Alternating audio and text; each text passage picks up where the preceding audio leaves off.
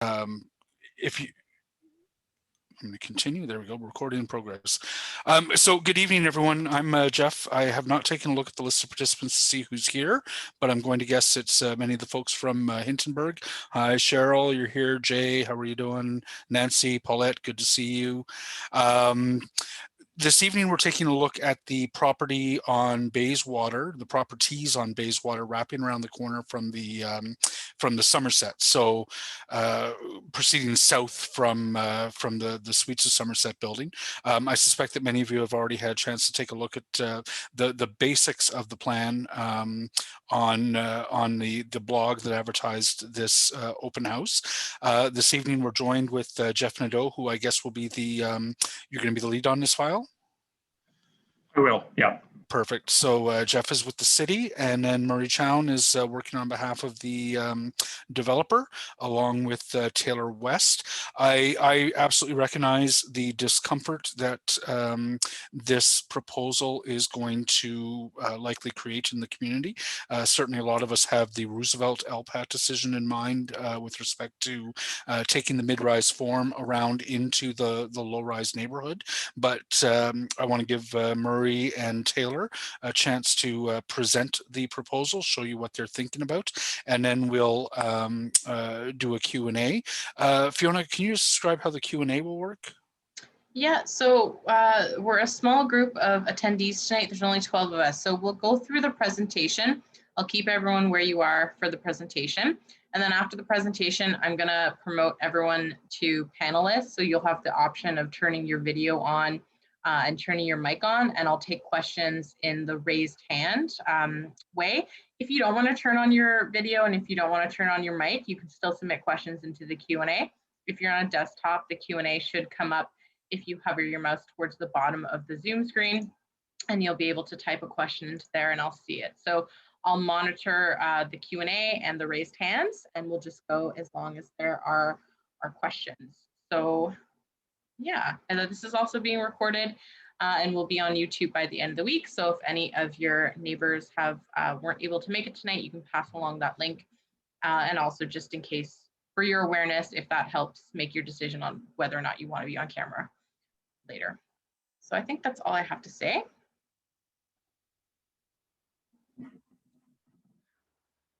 Sorry, moving my mouse all over the place here.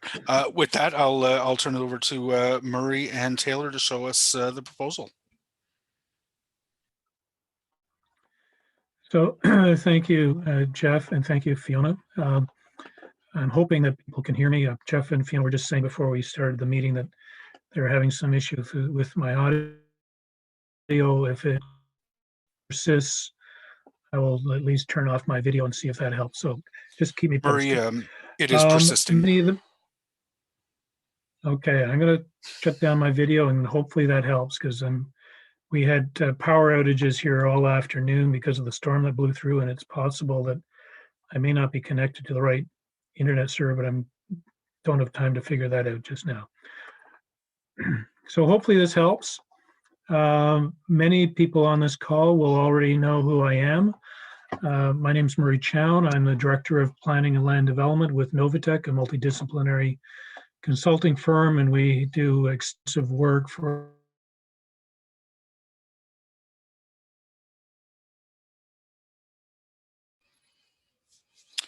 And Murray, you're just gone now. Just sorry, give me just 2 minutes. I'll see if I can solve this problem.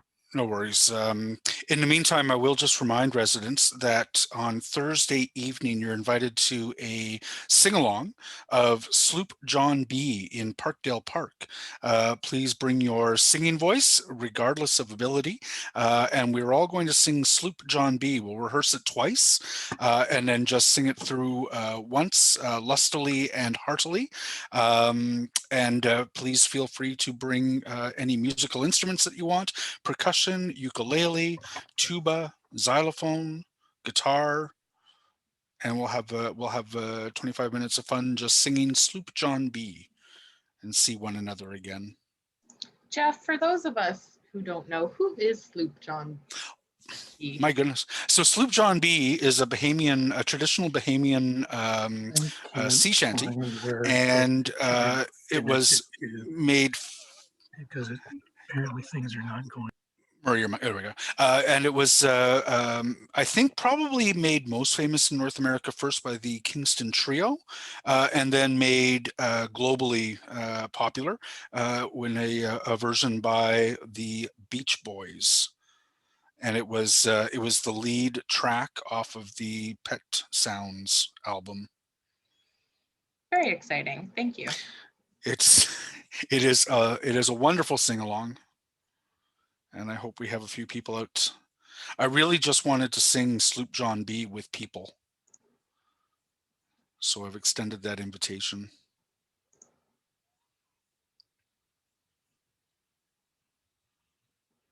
I am putting a link to the tweet where Jeff has information about his sing-along for anyone who is interested. We're riffing, guys. Thanks for hanging out as we riff here. I think I figured it out. Is that any better, Jeff? That's much smoother. Yeah, let's try that. Okay. Thanks, Murray. Somehow with the power outages, my computer connected to the wrong household internet. And so with some technical help, I think I've connected to the right one, and hopefully we can carry on.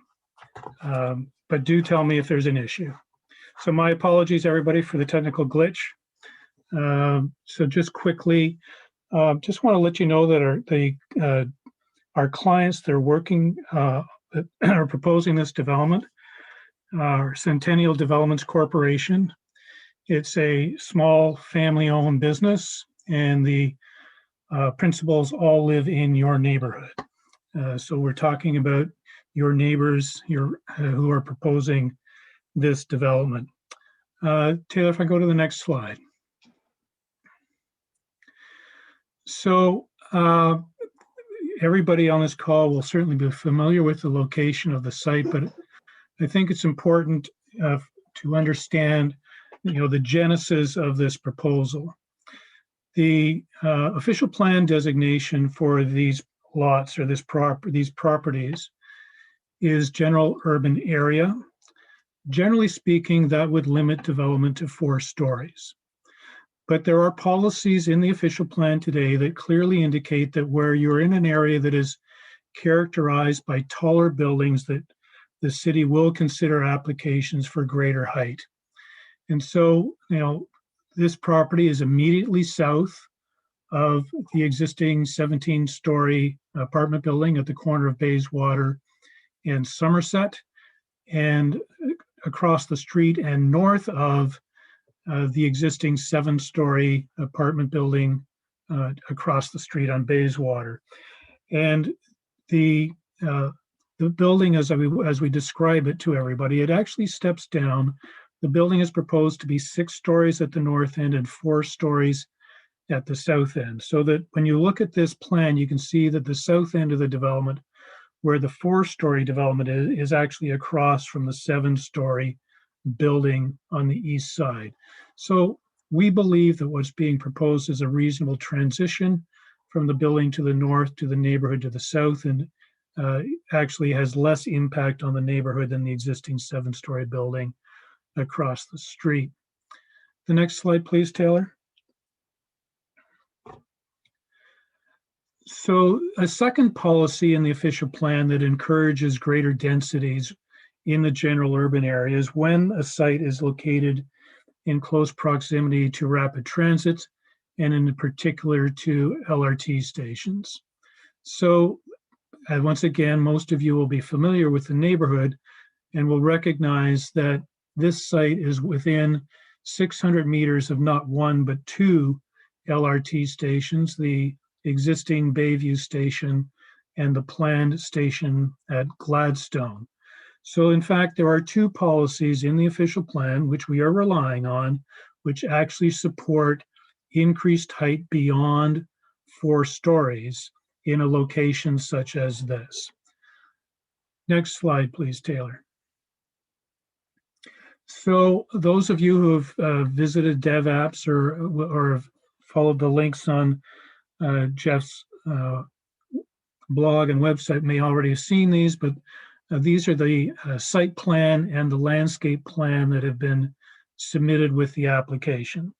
I'll come back a little bit later in the presentation to talk more in depth about the landscape plan, but I just want to highlight what you're seeing on the site plan on the left. That at the bottom of the screen is the rear lane. At the top of the screen is Bayswater. And so at the front of the building, there are actually 3 entrances.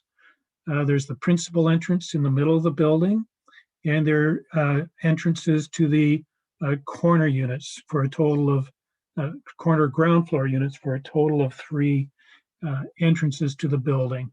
And the reason the building has been designed this way is the application is to rezone the property from an R4 zone to an R5 zone. And once again, many of you on the call will know that the recent R4 amendments introduced a number of design criteria or requirements for low-rise apartment buildings in the R4 zones. And one of those is to provide articulation in the front facade, which you can see in this site plan.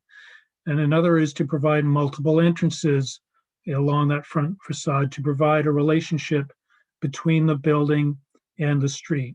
So this building has very much been designed to be consistent with the provisions of the R4 zone that's in force and effect. The real difference between the R4 zone and the R5 we're asking for is simply to allow an additional 2 stories at the north end of the building. Otherwise, this project has been designed very much in consideration of the R4 zone. Another example of that is the requirement for a significant soft landscaped area in the rear yard. We have done that and are with an area between the parking that will be accessible off the lane and the back of the building. There's a fairly substantial area of soft landscaping there, and you can see on the landscape plan to the right that we're proposing 3 significant trees to be planted in that area, as well as 2 trees to the north on the north edge of the ramp that's accessing the parking garage below.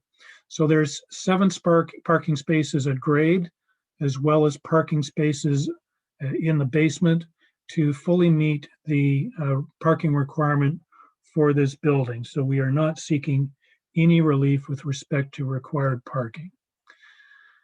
Next slide, please, Taylor.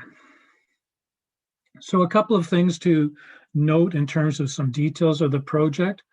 Our clients are going to be financing this project through CMHC and taking and participating in the CMHC Flex program. And I think it will be of interest to certainly some people on the call this evening that, a condition of participating in that program is that a minimum of 20% of the units, which in this case would be 8 out of the 40, must be affordable, and the builder must commit to providing those affordable units for at least 10 years. And for clarity, affordable means that the rent is under 30% of the median household income for the city of Ottawa. Secondly, and maybe even more importantly, is that there's also a condition that the total potential residential rental income for the building has to be 10% below market. So in order for our clients to take advantage of this program, they have to take a 10% hit on the rental rates for this building. And so the total rent for the building will be 10% below market. We think this is an attractive feature of the building. The other thing that we think is really important, and I've heard about this on many applications and proposals that I've been involved with or I've just been monitoring, is the mix of unit sizes. The chart on the right illustrates that more than 75% of the units in this building will be greater than 1 bedroom. They'll either be 1 bedroom plus den, or 2 bedrooms, or even there's a few units that are 2 bedrooms plus den. There are no bachelor units proposed for this building. They're all comfortable, reasonable sized units that could be attracted to families as rental units in this neighborhood. We think it's a great mix. We think it's an attractive program to attract people to this a rental building in this location. Excuse me, Taylor, next slide, please. So what's following is going to be a series of renderings of what the project looks from Bayswater. So this is a view of the building looking south towards the building with the existing 17-story apartment building in the foreground and the access to the parking structure in the foreground. What you can see here is how the building has been broken into 3 elements as you go left to right to break up the facade, and with the main entrance in the center of the building. The next slide, please, Taylor. So this is the view from the front. In this particular rendering, we've softened the image of the trees that will be planted so you can better appreciate what the building will look like. Once again, the way it's split into 3 different components, left to right. And you also can see the terracing from the 6 stories down to the 4 as the building is adjacent to the lands to the south, which are zoned to allow for buildings that are 3.5 stories in height. Next slide, please, Taylor. So this image is looking north. So once again, you can see the proposed building against the backdrop of the 17-story building. I just want to explain what you're seeing in the foreground. In the white are the existing properties to the south, but ghosted in above those properties is what's permitted as of right. So as of right, those properties can redevelop to 3.5 stories under the recently approved R4 zone. So the buildings as they exist today are significantly underdeveloped in terms of the as of right potential. So what's ghosted in is what the future could look like for those properties, and you can better appreciate what the context of the proposed development is in terms of the planned function for the R4 zone on Bayswater. Taylor, if I can go to the next slide, please. So this is an overview that illustrates what's going on in the lane behind the properties on Bayswater. And the yellow just highlights the areas that are either hard surfaces or parking garage. And you can see it's basically continuous from one end of the block to the other, that this lane has been utilized for parking. And we're going to take you for a quick tour. Taylor, we'll go to the next slide, please. So this is the view of the lane as you approach from the south. Next slide, Taylor. And so we've got this, I believe it's a Bell substation on the right or on the east side of the lane. Next slide, Taylor. As you get past the substation, you can see how the lane is being used almost exclusively for parking. There's no amenity space back here. There's no landscaping. Next slide, Taylor. Same observation. Keep going down the lane. More parking, sometimes surface parking and sometimes in garages. Carry on. Same thing as we're moving slowly towards our site, carry on. Same thing, more garages, more parking, carry on. So I wanted to stop at this slide just for a moment, just to illustrate, what the trend has been in terms of parking for infill projects on Bayswater. What we're seeing on the right here is the backs of a couple of what I understand to be long semis that were constructed at 66 and 68 Bayswater. And all of the parking for those units has been provided directly off of the lane. Next slide, Taylor. So we're getting close. That white garage in the background is on our client's property as we get there. Carry on. One more. So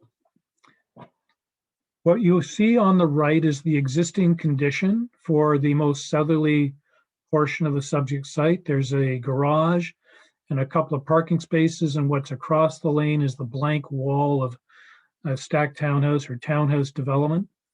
Next slide, please, Taylor. And once again, on the right is the surface parking associated with the subject site, and in the background is a second garage that is also associated with the parking for the site. That garage is where the access ramp will be to the underground parking. Taylor, if we can keep going. And that's the access or a secondary access to the parking for the 17-story apartment building to the north. If we can keep going. And I think there's one more. No, I was wrong. Okay, so just to conclude, that in terms of what we're proposing along the back of the development, we'll actually open it up.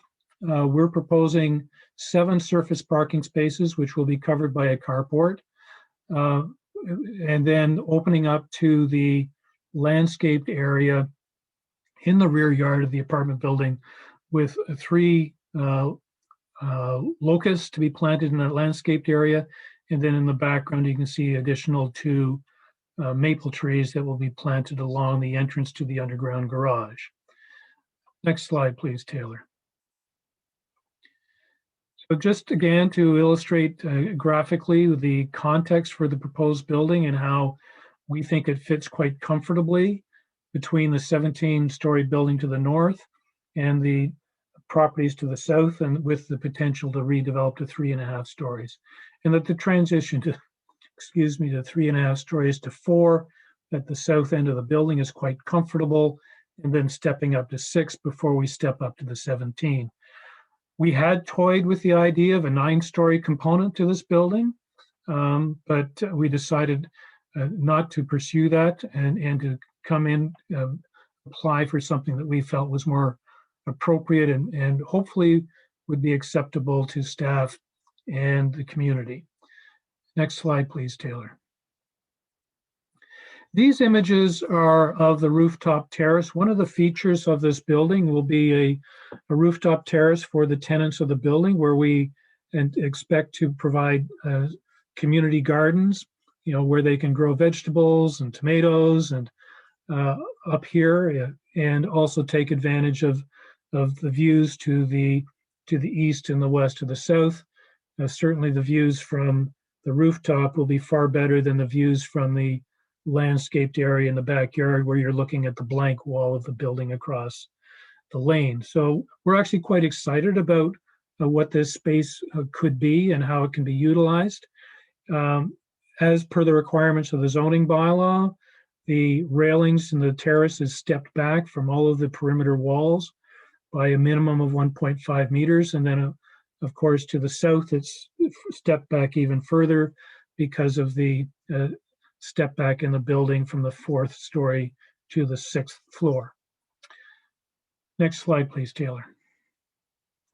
So just looking in detail at the landscape plan, we've changed the orientation slightly, but so at the front of the building, first and foremost, we'll be protecting the existing city-owned tree.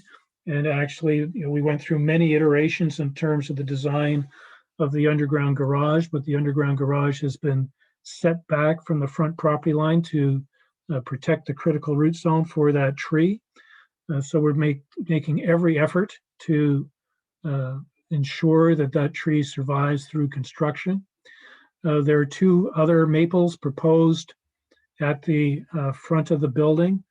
There also are in excess of 100 shrubs proposed in the landscape plan, most of them located at the front of the building, a few around the patio at the back. And as I've already described, at the back, there will be 3 locusts in the amenity area between the building and the carport, and 2 additional trees in the area between the ramp and the apartment building to the north. So I think we've gone out of our way not only to provide space where trees could grow, but also to identify and specify trees that at maturity will contribute significantly to the urban tree canopy and replace the many Manitoba maples that are on the property today. Next slide, please, Taylor. So just to explain why the two trees at the front are as small as they are, we are constrained because of the proximity to overhead power lines along the west side of Bayswater, and so we're limited to trees which are the tree in the middle. So we're limited to trees of medium size that are only 6 to 12 meters in height at maturity. So we have specified trees that will mature to 12 meters, which is the largest tree we can specify in that location, which is why they appear a little small on the landscape plan. Next slide, please, Taylor. So that basically concludes the presentation. I'd like to say just on a personal level that we've worked very closely with our clients and the project architect in terms of developing the plans and the design for this building. I think we're quite excited by the look of this building and are confident that it will fit well on the street. I think I just want to deal with one maybe concern off the top, which is the notion that if this is approved, then are we going to have 6-story buildings marching down Bayswater? And I don't believe that to be the case. We've deliberately stepped the building down to 4 stories at the south end to provide that transition to the 3.5 stories permitted under the existing R4 zone. I think it would be, or certainly I would be hard pressed to build the case even on the property immediately to the south to suggest that a 6-story building would be providing any kind of transition when the building to the north is already stepped down to 4 stories. So I don't see this as being precedent setting. I see it as being a transition building between the 17-story building to the north and the redevelopment potential that exists for the buildings to the south under the recently approved R4 zone. Jeff, with that, I think that's probably the presentation, and we're happy to answer questions. Yeah, let's jump into Q&A. I'll let Fiona, as always, moderate that. Maybe Fiona, you could just reiterate how we'll go about doing that and go from there. Thank you. Perfect. So Jeff, do you want me to make everyone a panelist or take them as they have a question? It might not be a bad idea. Just have people raise their hands if they want to speak, and then. Okay, perfect. So if you have a question, you can raise your hand and I will promote you to a panelist, and you can turn on your video, turn on your mic and ask your question, or just your mic. If you prefer not to do that, you can type it into the Q&A box. I currently have no questions queued up, but as they come in, I will read them out loud and one of our panelists will answer. So I don't have any hands raised yet. Oh, okay, Cheryl and then Jay. So Cheryl, Jay, and then Robin. Cheryl, I'm promoting you to a panelist.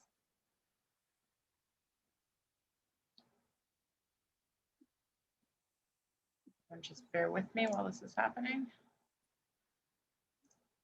Where did Cheryl go?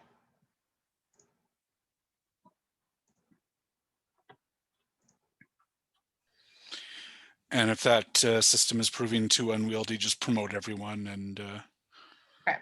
We'll ask people to raise their hands. Cheryl, you should be able to unmute yourself and turn on your video. Got it. There you are. Okay. So I have a few questions, but I'll just start with one and then go back into the queue, maybe. So it looks like the very large rooftop building, which provides basically 7 stories, is at the back of the building. So can you show the shadowing studies to see how this shadows the townhouses in the lane, and what's the width of the lane at the back? Cheryl, very good questions, and good to see you this evening, and thank you for joining us. We haven't produced a sun shadow study, but we can certainly do that, and would be happy to share the results of that with you. The width of the lane at the back, I'm not absolutely clear on, but just guessing, I would think that maybe it's somewhere between 7 and 10 meters wide. Okay, thanks. Yes, I would like to see the shadowing because I suspect there's an impact on those townhouses which are right against the lane. There undoubtedly in the morning hours, this building will cast shadows across the lane. But we will certainly compare it with an as of right 4-story building on the property so we can understand what the incremental difference is. Okay, thanks. And I'll go back into the queue. Okay, thanks, Cheryl. Sorry, everyone, bear with me. There's just lots of buttons to click. But in a second, I will be promoting Jay and or Rachel.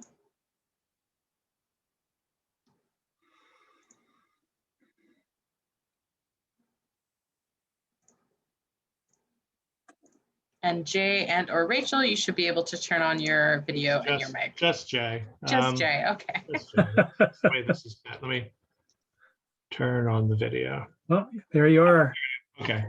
Yeah, so a couple of things. One, there's a fire engine or something going by, so I'll close the window. In the back, so I don't know if you can go back and look at the south wall rendering from the rear view. I think there was one that showed that. Yeah, that would be good enough. So the house that's directly to the south's amenity space is right there. And what I'm seeing is the edge of balconies that overlook it, 3, 4 of them if you count the roof, the low roof, and then all those windows. So that I think, you know, we always raise this as an issue when a new development comes in next to an existing building, but there's going to be no privacy in the backyards of not just that building, but because it's so tall, the next few. So I think that I'll just raise that. You can, because I have 2 things I want to say. So that's one that I think is a major issue.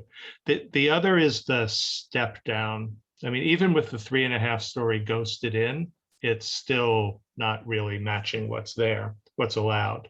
And you had said you considered, I assume when you said a 9-story portion of the building, you meant closest to the existing suites of Somerset. Correct. So, you know, I mean, I just wonder if you have considered making that step back portion like 2 stories, or which would eliminate some of that overlook problem as well, and shifting mass up to the other side where, you know, it's up against a big 17-story blank wall of and driveway of the suites of Somerset.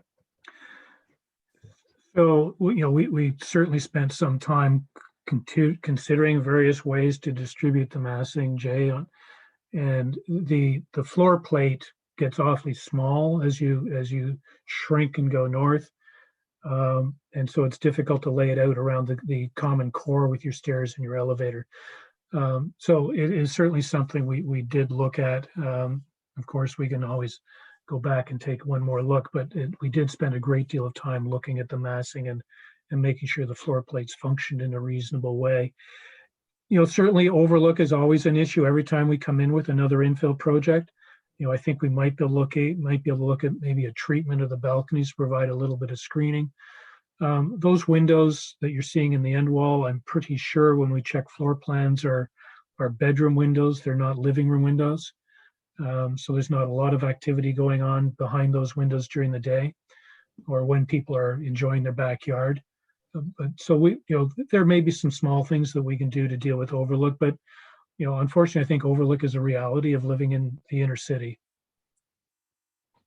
Yeah, well, I mean, we can discuss this for days probably, but yeah. The existing pattern has amenity space fairly, at least the traditional pattern is in a fairly consistent swath down the middle of the block. As you pointed out, the rear abutting the laneway is garages or parking for, you know, like 20, 25 feet from the property line. And then it's green space almost all the way through on most of these blocks, except for some infill that didn't didn't, abide by the pattern further Well, down. and I Right. think we've picked up on that pattern, Jay, with the large landscaped area between the parking that's off the lane and the back of the building. I think that what we've proposed is consistent with that pattern on this block. Yeah.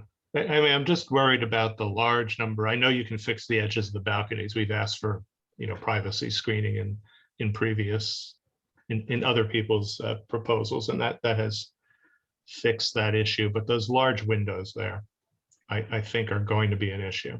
And I don't know if they can be shifted forward, east, so that they are overlooking the side wall of the house rather than amenity space, or something, because I can see that being a real issue. We'll take a look at the relationship between those windows and the building to the south. Okay, I will. My mouse quit, so I'm slower than normal, but I will mute myself and turn off my video now. Thank you. And Perfect. great seeing you. Thank you, Jay. Robin, you should be able to turn on your camera and video now. Perfect. Hopefully that worked. Can you hear me? Yes, we can. Okay, awesome. So one question that I have, I know you characterized the back lane as amenity-less parking spaces, just to try and sum it up, but it happens to be the place in the alley where families live, right? Our kids walk to school there, they play, they ride their scooters, they're on their bikes. What part of this plan thinks about or addresses how to manage that? Because we do have families living their lives in the alley, because Bayswater is not a street where our kids can play. So how do you plan to manage the impact of traffic and of these parking spaces and of the parking in and out of that garage? I really appreciate the question. So to start, I just want to make the observation that we're replacing parking with parking. The 7 parking spaces that are proposed off of the lane simply replace parking spaces that are already there. And in fact, we're actually opening it up a little bit, because it's not going to be parking spaces lot line to lot line, or it's not going to be parking spaces plus the ramp to the garage lot line to lot line, which is the condition right now. The condition right now is garage, parking spaces, garage, as you go lot line to lot line. There will be a break between the car part, or the surface parking, and the ramp, which provides pedestrian access to the back of the building. And there's also a break at the south end of the parking spaces off of the lane. So there's actually going to be a little bit more openness here than there is today in terms of the relationship between the parking at the back of those properties today and what's planned. And the other thing, I guess, just from a safety perspective, there aren't, Taylor, you may have to help me out, remind me how many parking spaces there are in the garage. There aren't that many. I think it's 11 or something. Maybe it's more than that. But at least the vehicles coming out of the garage are coming out going forward. They're not backing into the lane, and so at risk of backing over pedestrians that might be in the lane. They're coming out with clear visibility of the lane in both directions. So in some ways, yes, there will be a few more parking spaces with the spaces in the garage, but in some ways, this is actually going to be an improvement under the existing condition. Sorry, you're still on mute, Robin. Sorry, of course I am. In terms of pedestrian access at the back of the building, we have a lot of through traffic in the alley at this particular time, especially because there's a building next door. But I can see with 40 new families, a number of people getting dropped off back there, having a delivery done back there, getting trades delivered, and certainly during the construction period. How do you anticipate that would be managed? I'm not an expert in construction, and how much of that I would expect most of that construction activity would be on Bayswater. I don't think we're going to be bringing heavy equipment down the lane in terms of construction. Once the building is complete, as I say, I would hope that most of the deliveries and drop-offs would still be at the front door. I think that when people seek out an address, it's awfully hard to find it from the lane, but you can certainly find it from the street. So I would certainly expect most of that activity still to be at the front of the building. Some of those spaces at the back will be visitor spaces, and so the tenants of the building will have to explain to their visitors how to find those spaces. But I'm not expecting this to generate a tremendous amount of traffic on the lane. Okay. Thanks. Thank you very much for the questions, though. Thank you, Robin. So hold on a second. Dawn, you should be able to turn on your camera and ask your question. And after that, I have a Q&A question, and then we'll go back to Cheryl. Hi, similar concerns to that my neighbors already brought up, but just to follow on what a couple of points from Robin, in addition to landscaping and overlook. I'm just wondering if you considered putting the entrance to the parking on Bayswater, like the tower, just because even though we park in the alley or the back lane, which is a mess, as you can see from the photos, please take note, everyone. We do actually live back there as well. So it's not just children, it's also people, neighbors meeting neighbors and things like that. So there's already quite a bit of traffic there because some people use it as like a throughway, even though it's not meant to be such. I'm really not just concerned about the construction, which is going to be a nightmare because we just lived through it with the infill just on the other side, and that was only 4 houses. So imagine a 6-story building. There's no way that they're not going to be coming down the alley, and we're definitely going to have issues with that. But just in general, after the building is built, what about all the traffic back there? I mean, these back lanes were not meant, for this, this many cars and in and out of big buildings and stuff like that. I'm just and also to just so you know, that parking that you referred to for the tower, that's now public parking. The upper part, it's actually not tenant parking, so they actually park below. So that's now, you can come shopping in the community and park there. So Taylor, can you help me out to what the total number of spaces are in the garage? I believe it's 11. Okay, so, I don't want to underplay this, but I do want to be clear that we're not significantly increasing the number of cars coming and going to these properties. There already are a significant of cars parking back there today. We're actually going to reduce the number of cars that are parking off of the lane and add a few in the garage with the 11 spaces in the garage. 11 parking spaces simply don't generate a tremendous amount of traffic.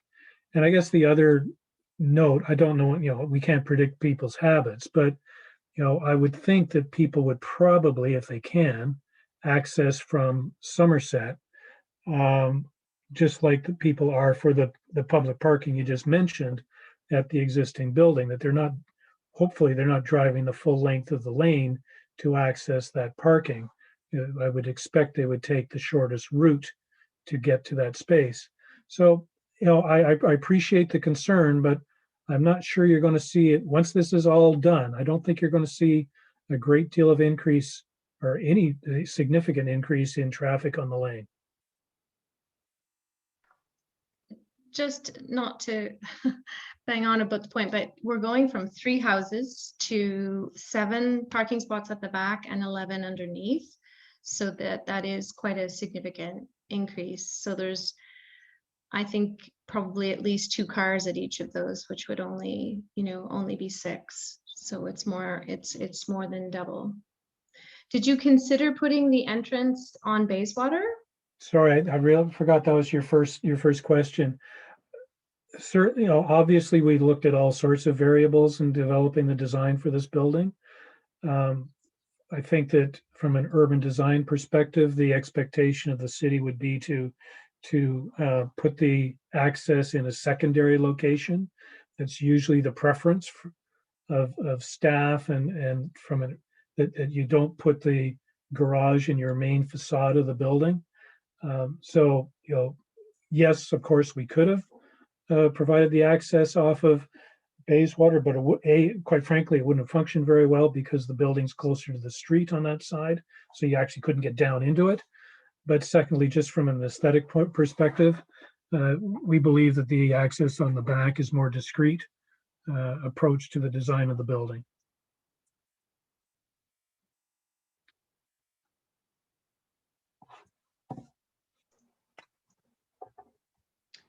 Okay. I see. Okay. So I will read out a question from the Q&A. Will there be any provision made in the parking areas for charging electric vehicles? I think the answer to that's for yes. I think if my client was on the call, he would say absolutely, but I'm 90% sure the answer to that question is yes.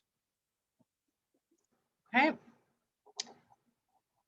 And now, Cheryl, you should be able to turn on your video and your camera.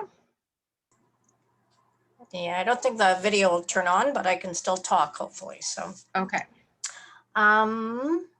So where is the ventilation exhaust for the building, specifically the underground parking? Cheryl, I don't know the answer to that question. I'll have to get back to you. Okay. And the garbage, is that the yellow doors at the back? Yes, so there's a main floor garbage room. I'm sure the yellow doors won't be yellow at the end of the day, so they don't jump out at you like that. But yes, there's a main floor garbage room, and on garbage days, the garbage will be hauled out to the lane. Okay. And you have specific pickup, I'm assuming. You're not just part of the normal pickup. It would be as most apartments are. It will be city pickup, but I don't think it's the same pickup as you get for your individual residential homes. Okay. And what's the step back at the 4th floor? And is it only on the south side, or does it wrap around the building, the setback? So we'll walk around the building, or maybe we'll look at the floor plans. But so actually, why don't we do that, Taylor? Why don't we go to the floor plans for the 4th and the 5th floor? So I think you can see the answer to your question. On the left is the 4th floor. On the right is the 5th floor. So you can see that the step back does wrap around. Okay. And so wraps around to the front, is that? I guess. Yes. Yeah, that would be the Yes, front. Okay. Bayswater's at the top of the drawing. Right. And what is the distance for the step back? I'm not sure I have that off the top of my head, but I think on the south, it's going to be somewhere in the order of 5 meters. And on the north, somewhere in the order of 2, or sorry, on the east over Bayswater in the order of 2 meters. Okay. Okay. And any mechanical is on the roof, I'm assuming? Correct. Okay. Okay, I think that's my questions for the moment. So thank you for that. Something that just occurred to me as some of those questions came up. I wanted to be also abundantly clear that bicycle storage will be provided at a rate of 1 space per unit in this building. I hadn't mentioned that in my presentation, but when we're talking about parking in cars and all those things, I wanted to make it clear that this is a bicycle-friendly building. And is that all inside, or are there some inside and outside at the 1 per unit? They're all inside. And on what floor are they? They're in the garage, so they're accessible from the ramp Right, of to the course. lane. Right, right. Okay, thank you. Thanks again. Thanks, Cheryl. So I don't have any hands raised at the moment, but I have a question in the Q&A. So if the zoning amendment to R5 is not approved, what is the alternative plan for these properties? Well, I'm not sure that I have a straight answer to that question. We certainly explored options under the R4, which would be probably multiple small 4-unit buildings. When I say multiple, it could be 3 or 4 of them. resulting, quite frankly, in minimal amenity space and minimal landscaping. By combining it all into one building, we're able to provide better amenity space and better landscaping and better features, and we believe a better looking product and something that fits better on the street. But that's kind of what the option is, and quite frankly, we don't think it's a better design solution.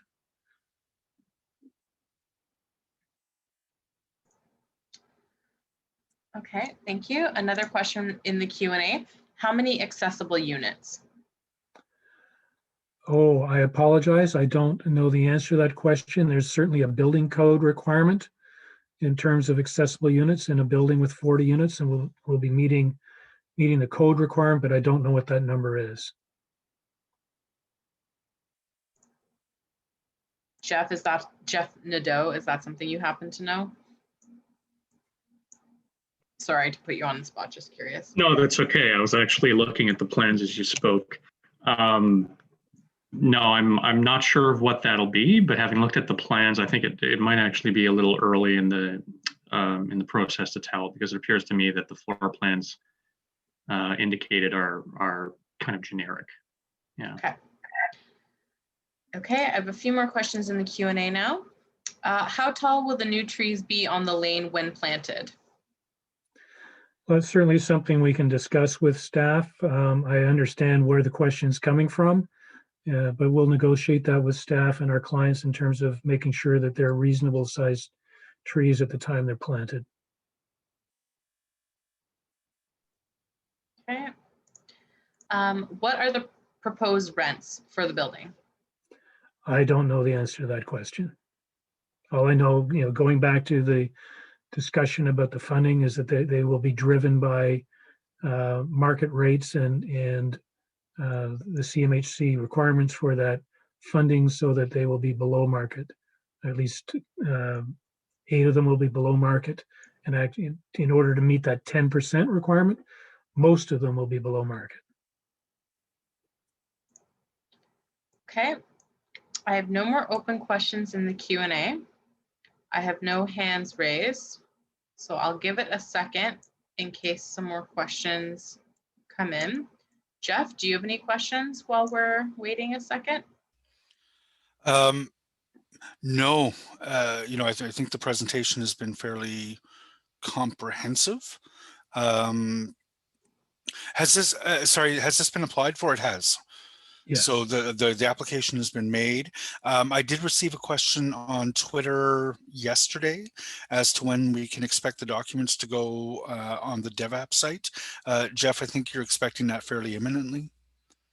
Yeah, I believe it's out for translation at this time. So Okay. I'm hoping this week. Okay, great. Yeah, no, I mean, otherwise I don't have a ton of questions. Obviously, I'm looking forward to getting residents' feedback. I'm very interested to get the Hintonburg Community Association's feedback. As always, I'll be very significantly guided by whatever the HCA would like to do on this one. Yeah. We do have a question in the queue. What will be done to control the dust, etc., during construction? Well, I don't profess to be an expert in construction, so I'm not sure how I can answer that, other than that I'm sure our client will be using best management practices to deal with that. And if they can do anything over and beyond, they will. But otherwise, I'm not really sure I'm in a position to answer the question. There's usually a point during every development application meeting where this comes up, and then I give my spiel, so I'm going to give it now. And it's my last one. It makes me a little sad. Anyways, at some point, the site plan will be coming forward for approval should the zoning be approved. And as a site plan condition, our office will make a pre-construction meeting requirement. So that'll be a meeting that happens, 3 weeks before you start to see substantial construction starting on the site. And that's a point where the developer will have their contractor, the contractor will be there, and the folks in the industry can answer those kinds of questions with much finer detail. We'll have information on the timelines for the construction, the duration, major impacts, and any other construction related questions that you can think of. And we'll also formulate a communication strategy for adjacent neighbors and all that for the duration of the construction. So just for neighbors to know that that meeting will be a requirement, they'll be forced to do it, and you'll be able to get some more information as well as how to contact folks during construction at that meeting. And Cheryl is asking, what is the name of the company developing this? So once again, it's Centennial Developments Corporation. Okay. Jeff, I have no hands raised. I have no questions. Would you like to make a few additional wrap-up comments? No, I do appreciate hearing the concerns and the questions that you've posed this evening. The Hindenburg Community Association will take this away and have a discussion about it. This recording will go online relatively soon, and otherwise, I will just say thank you for 6 years or whatever it's been, Fiona, of great work in our office working on development files. I don't think I'll ever find anyone who facilitates as smooth a controversial development open house. Thanks. It's wonderful. This one was a breeze. This was a nice one to end on. Yep. Thank you very much. Oh, there is, sorry, just one It question. says, yes, thank you, thank Fiona. you, Fiona. Yeah. Thank you, Cheryl. We will have a party for Fiona, folks, as soon as we're in a position where everyone is comfortable going to the Carlton or wherever we go. We'll definitely fetch her. So thank you very much, everyone, for joining the call, and please feel free to send me any comments. Oh, sorry, Jeff. I assume that at some point an official consultation process will open. People will be invited to send comments to yourself as the planner. The planner's role is to take into account the feedback that they're getting from the community, feedback that they're getting internally from the various different city departments. Jeff will be comparing how this building compares to all the various different city policies and plans. At some point, he'll be charged with making a recommendation to the city's planning committee and then council as to whether or not we should approve it. And there will be a vote, and this is generally a many months long process. But Jeff, I don't know if you can just provide a quick bit more insight on the planning process itself. I think you've covered it in quite a bit of detail. I will say that notwithstanding the slight delay in getting the official circulation and an invitation for public comment out, you're welcome to, I have been assigned as the file lead, so you're welcome to reach out to me independently of that, or if you'd prefer, certainly just wait for it to go public, and that will be available to you as well. Fantastic. Thank you very much, everyone. Have a great evening. Bye now. Thanks, everybody. Thanks, everyone.